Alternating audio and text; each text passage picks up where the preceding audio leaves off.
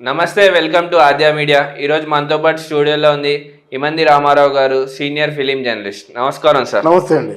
Sir, Srihari గారి గురించి అందరికి తెలిసిందే.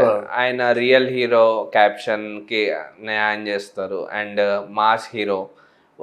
వాళ్ళ ఆవిడ డిస్కో శాంతి గారి గురించి చెప్పండి సార్. డిస్కో శాంతి అసలు మద్రాసులో ఒక హీరో ఉండేవాడు. మనకి కాంతారావు గారి ఎలాగో అక్కడ ఆనంద్ అలాగే చాలా అంటే జానపద సినిమాలు చాలా అందంగా ఉండేవాడు ఆనంద్. మంచి పాటలు, రోజా మల్లి రాజకుమారి అని ఒక పాట పెద్ద ఫేమస్ ఆ రోజుల్లో.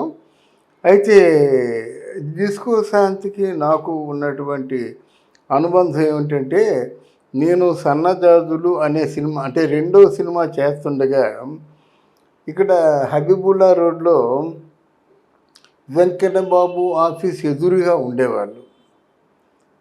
అంటే ఒక అమ్మాయి ఉంది, సినిమాల్లో వేషాలు వేస్తట, కొత్త అమ్మాయి, ఎవరైనా ఛాన్స్ ఇస్తే బాగుంటుందని తీసుకెళ్ళారు. ఒక కాస్ట్యూమర్ తీసుకెళ్ళారు వారింటికి. తీరా వెళ్ళేసరికి అక్కడ ఇద్దరు అమ్మాయిలు ఉన్నారు. అంటే డిస్కో శాంతి చెల్లెలు. డిస్కో శాంతి ఫాదరు అప్పుడు పెరాలసిస్, కాలు చెయ్యి పడిపోయింది అన్నమాట, మంచం మీద ఉన్నాడు, చాలా ఇబ్బందుల్లో ఉన్నాడు. మేము వెళ్ళి ఇలాగా, అమ్మ ఏం చేద్దాం అనుకుంటే డ్యాన్సెస్ చేద్దాం అనుకుంటున్నానండి, నాకు ఎవరైనా ఎంకరేజ్ చేస్తే అని చెప్పింది. సరే మా దాంట్లో చేద్దులే అమ్మ అని చెప్పి మేము ఎంత ఇచ్చాము, 100 రూపాయలు ఇచ్చాం ఇప్పుడు అడ్వాన్స్గా, అంతే ఇచ్చామాట. వాళ్ళు మహాప్రసాదం మొట్టమొదటిసారి మీరే ఇచ్చారు అని చెప్పింది. మాకు మీ నాన్నగారంటే చాలా ఇష్టం అమ్మ, ఆయన్ని ఆ మహానుభావుని చూడడానికి వచ్చి, అంతలో మీరున్నారు కదా, మీ నాన్నగారిని చూశాకే మీకు ఏదో చేద్దాం అనిపించింది, అందుకే మీరు మా సినిమాలో చేస్తే బాగుంటుంది, మా తోచినంత ఇస్తాం, పెద్ద ఏమో అమౌంట్లు మీరు ఆశ చూడద్దు, కానీ అంతా కలిస్తే ఒక 5,000 రూపాయలు ఇవ్వడానికి ప్రయత్నం చేస్తామని చెప్పి వచ్చేసాం. ఆవిడ ఫస్ట్ సినిమా మీతోనేనా సార్? వచ్చేసిన తర్వాత అదేమిందంటే, మీ సినిమా స్టార్ట్ అయ్యేసరికి ఇప్పుడు పెద్ద స్టార్ అయిపోయింది. 5,000 కాదు సరి కదా, 1,00,000 రూపాయలు అయినా సరే ఆవిడ మనకి అందుబాటులో లేదు, పెద్ద స్టార్ అయిపోయింది అన్నమాట. మేము వెళ్ళి అడగడానికి కూడా మాకు మనసు రాలేదు. నేను వెళ్ళి మామూలుగా ఆల్ ది బెస్ట్ అమ్మా, నువ్వు మా సినిమాలో యాక్ట్ చేయొద్దు, నీవు అంత ఇచ్చుకోలేవు, మా టోటల్ బడ్జెట్ అంతా కలిస్తే ఒక 5,000 రూపాయలు ఇచ్చుకోగలమేమో, కానీ మీ నాన్నగారు అంటే మాకు ప్రేమ, ఇచ్చాం అయిపోయింది, మర్చిపో, నువ్వే అనుకోవద్దు, నువ్వు బాగుంటే అంతే చాలా వచ్చేసన్నమాట. అది మా మొదటి. తర్వాత ఈయన శ్రీహరి గారు పోలీస్ అని కేఎస్ నాగేశ్వరరావు గారి డైరెక్షన్లో యాక్ట్ చేస్తున్నాడు. ఆల్మోస్ట్ వాళ్ళు కేఎస్ నాగేశ్వరరావు అంటే కోటి రామకృష్ణ అసిస్టెంట్, మేమందరం ఒకేసారి డైరెక్టర్లు అయ్యామాట. ఈయన సినిమా హీరోగా చేయడం చాలా భయపడ్డాడు, ఏమవుతుందో అని. తీరా నేను అప్పుడు ఆంధ్రప్రభ 18 పేజీల సినిమా చూస్తుండేవన్నమాట. ఆ సినిమా చూస్తుండగా ఈ పోలీసు గురించేమో సెంట్రల్ స్ప్రెడ్లో వేశాను. ఆయన వచ్చి అంటే మామూలుగా, రామారావు గారు మీరు మాకు చాలా అప్పుడు ఇవన్నీ మనకి యూట్యూబ్లో లేవు కదా, పత్రికల్లో వేస్తే పెద్ద అదే మహాప్రసాదం, అందులోనూ సెంటర్ స్ప్రెడ్ వేసినట్టయితే చాలా చాలా ఎగ్జైట్ అయిపోతుండేవారు అనమాట. అలాగా ఆయన అని మామూలుగా ఆయన గౌరవంగా ఆయన తాలూకు మంచితనాన్ని ఏదో ఆయన చూపించుకున్నాడు. తర్వాత ఏ సినిమా అయినప్పుడు కూడా మనల్ని చూడగానే ఒక పెద్దవాడిగా గౌరవించేవాడు ఆయన. మీరు ఇంకా మీరు జర్నలిజం చేస్తున్నారు, జర్నలిజం మీద మీకు ఫేవర్ ఉంది అని ఇలా మాట్లాడుతుండేవాడు, చేస్తుండేవాడు. ఆయనలో నేను గమనించింది ఏంటంటే, ఎవరైనా జర్నలిస్టుల్లో కొంచెం పేదవారు ఉంటే మామూలుగా తెలియనట్టు జేబులో డబ్బులు పెట్టేసేవాడు. ఒక 1,000 రూపాయలు అలాగా, 2,000 రూపాయలు అలాగే డబ్బులు పెట్టాడు పేదవాళ్ళకి. కొంతమంది జర్నలిస్టు సైకిల్ మీద వస్తారు, కొంతమంది జర్నలిస్ట్ ఇలా వస్తారు కదా, అలాంటి వాళ్ళకి చూసేవాడు అన్నమాట. ఎవరైనా బాధల్లో ఉన్న వాళ్ళకి వీళ్ళందరికీ చూసేవాడు. అయితే ఇక్కడ ఏమైందంటే, శ్రీహరి గారి తాలూకు సినిమాల్లో 3 వంతులు సినిమాకి ఎవడు రెమ్యూనరేషన్ ఇచ్చేవాడు కాదు. అదే కష్టాల్లో ఉన్నాము, సినిమాకి క్లైమాక్స్ చేసుకోలేకపోతున్నాం, ఫైనాన్షియల్ గొడవ పెట్టేస్తున్నాడు, ఫైనాన్స్ రావటం లేదు అని ఏదో కుంటి సాకులు చెప్పేవాళ్ళే కానీ పాపం 3 మంది డబ్బులు ఇచ్చేవారు కదన్నమాట. అది శ్రీహరి గారికి కొంచెం అనుకోకుండా తగిలిన దెబ్బ ఏంటంటే పెద్ద డబ్బులేమైనా నెల వేయలేదు. ఉన్న డబ్బులన్నీ ఎవరో ఒకరికి అయ్యా సినిమా ఆగిపోయింది, ఓ 15 లక్షలు కావాలి ఇచ్చేసేవాడు. ఆ 15 లక్షలు మళ్ళీ వచ్చేవి కాదు, అట్టే అడిగితే 5 లక్షలు ఇచ్చేవాడు, 10 లక్షలు ఉండిపోయి మాట. అది దారుణం అండి. ఇప్పటికి కూడా నాకు శ్రీహరి గారి భార్య డిస్కో శాంతి ఏంటంటే బావంటే వాళ్ళమ్మాలని ప్రేమ. అసలు శ్రీహరి చచ్చిపోయినప్పుడు పిచ్చెక్కిపోయింది. ఇప్పుడు ఇంతవరకు కూడా ఆ శ్రీహరి జ్ఞాపకాల్లోనే ఉంటుంది. మొన్న ఎప్పుడో వీడియో చూశాను, ఆయన మర్చిపోలేక నేను కొంచెం మందు తాగుతుంటాను, మందుకు అలవాటు పడ్డానని చెప్పేసి. ఏదేమైనా మందుకు అలవాటు పడడం మంచిది కాదు. ఎందుకంటే ఆయన లేకపోతే 2 మంచి రత్నాలు లాంటి బిడ్డలు ఇచ్చారు కదా, వాళ్ళు తయారు చేసుకో. శ్రీహరిని మించిన హీరోలుగా తయారు చేయు. అది నీ తాలూకు నీ బావకి నిజమైన నివాళి ఏదైనా ఉందంటే తండ్రిని మించిన కొడుకులుగా తయారు చేయడం, అది కావాలి. అది లేకుండా మా బావ చచ్చిపోయాడు, నేను మా బావతో చచ్చిపోయినట్టే మరి పిల్లలిద్దరిని ఎవరు చెప్తారు? వాళ్ళ పెళ్ళి పేరెంట్ ఎవరు చేస్తారు? వాళ్ళ మంచి చెడ్డ ఎవరు చూస్తారు అన్నది మాత్రం నా బోర్డు సీనియర్ జర్నలిస్ట్ చెప్పవలసిన మాటలు ఇవి. నేను చెప్పానంటే ఆవిడ కూడా అర్థం చేసుకుంటుంది మాట. అంతేకాని తాగితే ఏమవుతుందండి, మీ ఆరోగ్యం పాడైపోతుంది, అంతే కదా. మీకు అంటే ఒక తండ్రి ఎలాగా లేడు, తల్లి కూడా లేకపోయినట్టయితే పిల్లలు అనాథలు అయిపోతారు కదా, అది దృష్టిలో పెట్టుకోవాలి. అయితే ఏంటంటే శ్రీహరిని ఎవరైతే స్నేహితులుగా భావించారో వాళ్ళందరూ కూడా హ్యాండ్ ఇచ్చారండి. తర్వాత మొన్న ఒక మాట విన్నాను నేను, ఎవరు అంబరపేట శంకరన్న ఉన్నాడు కదా, ఆయన ఒక మాట అన్నమాట, నాకు శ్రీహరి లేకపోవడం వల్ల కుడుబుదం కూలిపోయినట్టు అయిపోయిందని చెప్పడం. అంటే ఆయన ఎంత మంచోడు అంటే అన్ని వర్గాల వారిలో కూడా ఆయన మంచితనం స్ప్రెడ్ అయి ఉంది. అది చాలా గొప్ప విషయం అన్నమాట. మామూలుగా శ్రీహరి గారి గొప్పతనాల గురించి ఇంటనే ఉంటాం సార్. ఆయన చేసిన మంచి పనులు, ఆయన ద్వారా సహాయం పొందిన వాళ్ళు కూడా ఆయన గురించి బాగా గొప్పగా చెప్తారు. అవును, ఆయన ఏదో ఎవరికైనా సెటిల్మెంట్ చేయాలంటే సెటిల్మెంట్ చేయడం ఇవన్నీ ఉండేవాడు అన్నమాట. అలాగే ప్రకాశ్ రాజు ఆయన తోడలుడు అవుతాడు కదా, ఆ విషయంలో కోపం వచ్చి ప్రకాశ్ రాజుని కొట్టిన సందర్భాలు కూడా ఉన్నాయి. ఎమోషన్ ఆపుకోలేడు శ్రీహరి అన్నమాట. తర్వాత జనరల్గా ఆయన మొదట్లో దాసరి గారు ఏదో కొంచెం చేయూత ఇచ్చారు, అయినా మా గురుగారు దాసరి అంటాడన్నమాట. అలాగే శ్రీరాములయ్యలో మోహన్ బాబు మంచి క్యారెక్టర్ ఇచ్చాడు. మా అన్న ఎవరు మోహన్ బాబు అంటాడన్నమాట. అంటే ఎవరైనా ఇసుమంత మేలు చేసినట్టయితే మర్చిపోలేడు. అది ఆయనలో గొప్పతనం అన్నమాట. ఏమాత్రం మేలు చేసినా మర్చిపోలేడు. తర్వాత అక్కడ బాబురావు గారి స్థలం కొన్నాడు 32 లక్షలకి, ఇల్లు కట్టించుకున్నాడు. ఆ ఇల్లు ఒకటే. ఇప్పుడేమో మాకేం లేదంటుంది. లేదంటే ఇచ్చేవాళ్ళు ఎవరు ఉండరు, ఉందంటే ఎవరు తీసుకోరు. ఎందుకు చక్క ఆయన తాలూకు పేరు పోకుండా ఆయన పిల్లలు అలా తయారు చేసి సినిమాల్లో చేయించడమే. అంటే ఒకటి మనం అనుకుంటామండి, పైనుంచి ఆయన చూస్తూనే ఉంటాడండి. ఎందుకంటే పైనుంచి ఆయన ఫోర్స్ ఉంటుంది.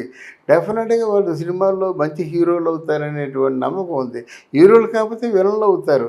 వాళ్ళు సినిమా ఫీల్డ్లో నిలదొక్కుకోవడం మాకు కావాలి, కానీ ఎవరైతే మనకేం కావాలి. మొన్న ఒక న్యూస్ వచ్చింది సార్, శ్రీహరి గారి భార్య పిల్లలు రోడ్డు మీద పడిపోయారు, ఆస్తులు అన్నీ పోయాయి అని. లేదు, అదే లేదు. అంటే ఆస్తులు ఎక్కడ పోతాయండి, ఆస్తులు ఎక్కడ పోలేదు. కానీ వాళ్ళకి ఇవ్వాల్సిన వాళ్ళు డబ్బులు ఇవ్వలేదు ఒకటి, ఆదాయం ప్రజెంట్ రొటేషన్ ఆదాయం లేదు. అలాగే మద్రాసులో ఏదైనా ఉంటే ప్రాపర్టీస్, ఆ మద్రాసు ప్రాపర్టీస్ వాళ్ళు అమ్ముకోవడం జరిగింది. కానీ ఇక్కడ ఇల్లు ఉంది కదా వాళ్ళకి, ఆ ఇల్లు కొన్ని కోట్లు చేస్తుందన్నమాట. ఆ ఇల్లు అమ్మవలసిన అవసరం లేదు. అది కాకుండా ఆవిడకి బంగారం గంగారు అంతా ఉంది కదా, అంత పెద్ద నష్టపోయే పరిస్థితిలో లేదు.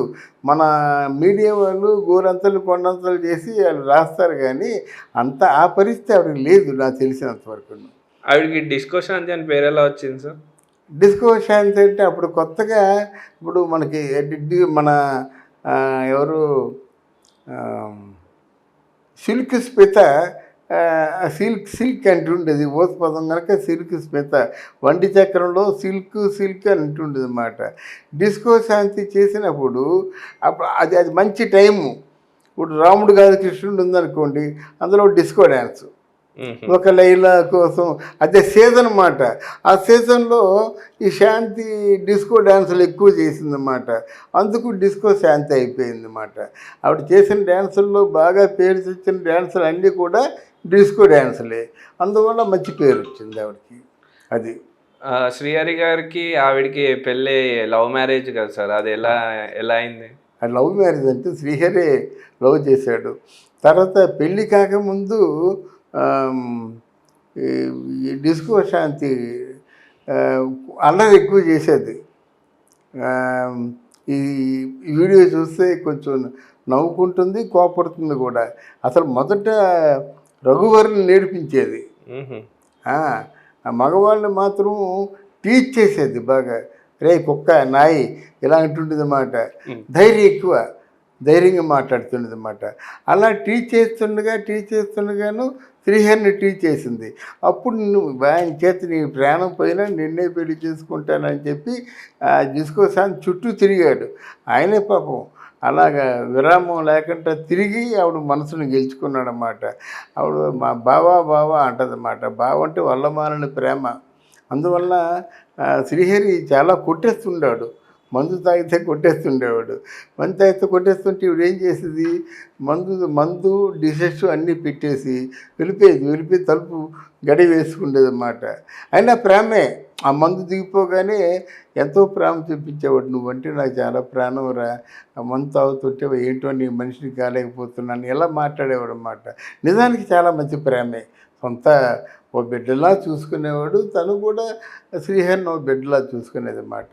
అది వాళ్ళ అన్యోన్య దాంపత్యం ఎప్పటికి కూడా బాగా ఉంటుందన్నమాట.